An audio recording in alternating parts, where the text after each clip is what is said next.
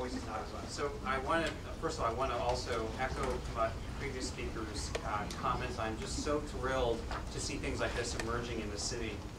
And I want to thank the Dean and Bruce, a longtime friend, for all they've done to kind of host a forum like this. One of the things that we often have to do as venture capitalists is often proselytize to our own prospective investors about why New York matters. And one of the things that we often are asked, not just to tell these people, is that we're only in the second and third inning of a very, very exciting game. But so much has changed just in the last 10, 15 years that I've been involved in the New York tech community. And among a few things that I would say are exciting is, in one particular area, is just industries that are in transition.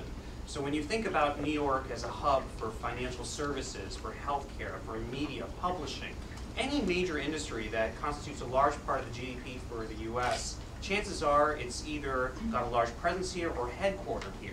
And these large firms, we've mentioned Citigroup and Travelers or Pfizer or Viacom, a lot of these industries are in severe, they're in a mode where they need to innovate or completely perish. Not these companies, but the traditional business models that they've pursued.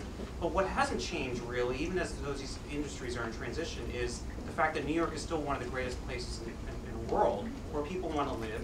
They have all this incredible passion and enthusiasm and expertise, and they want to innovate, and they want to make sure that they can create sustainable enterprises that will create jobs. And that's something that we've been seeing in a very, very big way in the last few years. So if you think about media, publishing, advertising, technology, retail, e-commerce, you name the industry, chances are there's a world-class company that's emerging or already here as a result of some bright entrepreneur. And another thing that's really been missing over the last few years are incubators, accelerators, and forums that allow people to share their knowledge and expertise and bridge the divide between academia and entrepreneurship. And that's something that I've seen Bruce and his colleagues here at PACE do in spades over the last few years. If you think about the actual birth of the venture capital industry and entrepreneurship, when you think of Silicon Valley or Route 128, of course there's some great successes that were born through the various companies that were formed there, but a large part of that success was the great knowledge transfer that existed between Stanford, Berkeley, Harvard, MIT, or their equivalents in those cities.